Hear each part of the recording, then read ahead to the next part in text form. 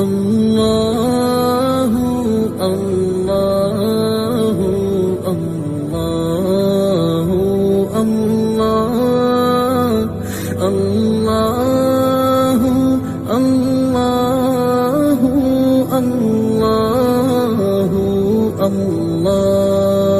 எத்தனை தடவை உம்மாட கண்ணால கண்ணீரை வடிக்க வச்சிருப்போம், எத்தனை வார்த்தை சொல்லிருப்போம். இந்த வார்த்தைகளோட அல்லாஹ்ட பொருத்தத்தை அடையிடுமா? மௌத்து திடீர்னு வரும், மௌத்து திடீர்னு வரும். அந்த நேரம் தாயுடைய பொருத்தம் எனக்கு வேணும், உங்களுக்கு வேணும். தாயுடைய பொருத்தம், தந்தையுடைய பொருத்தம் இல்லையா, அந்த மௌத்து தீய மரணம், அந்த மரணம் தீய மரணம். எனவே தான் சகோதரர்களே, தாய்மார்களே, அல்லாஹ் ஹயாத்தோட இந்த உம்மா வாப்பா வச்சிருக்கிறானா, கண்ணியப்படுத்துவோம், அவங்கள மதிப்போம்.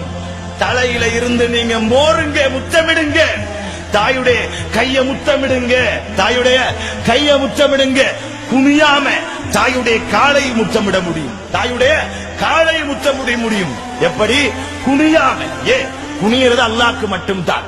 சில இமாமர் சொல்றாங்க குனியறது ஹராம், குனிஞ்சு முத்தமிடலாது. ஆனா நின்ற நிப்பில தாய் ஒரு படுக்கையில் இருக்கிறாளா, அப்படி உட்கார்ந்து குனியாம கூட தாயுடைய காலை நீங்க முத்தமிடலும். கண்ணியமானவர்களை, ஏன்? சொர்க்கம் சகோதரர்களை, அவள் சொர்க்கம். மதிப்போமா இன்ஷா அல்லாஹ்? இதற்கு பின்னால் வாழ்க்கையில உண்டாக்குவோம். அந்த சொர்க்கம் அழக்கூடாது, அந்த இரண்டு சொர்க்கம் சந்தோஷமாக இருக்க வேண்டும். நான் என்னுடைய தாயை பார்த்தால் என்னுடைய தாய் என்னை பார்த்து சிரிக்க வேண்டும். நான் என்னுடைய தாய் தந்தையை பார்த்தால் என்னுடைய தந்தை மன ஆறுதல் அடைய வேண்டும். ஒவ்வொரு தாயும் தந்தை எதிர்பார்க்கிறார்கள், என்னுடைய பிள்ளை என்ன சந்தோஷப்படுத்தணும், சந்தோஷப்படுத்தும். சகோதரர்களே, உயிர் எவ்வளவு காலம் வாழ போறோம் யாருக்கு தெரியும்?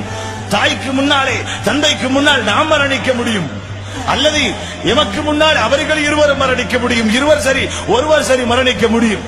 அதற்கு முன்னாலே பொருத்தமடைய வேண்டும். யாருடைய தாய் தந்தையர்கள் அவர்கள் ஹயாத்தோடு இருக்கிறார்களோ அவர்களுக்கு பணிவிடை செய்யுங்கள் சகோதரர்களை, அவர்களை மதியுங்கள் தாய்மார்களே, சகோதரிகளை.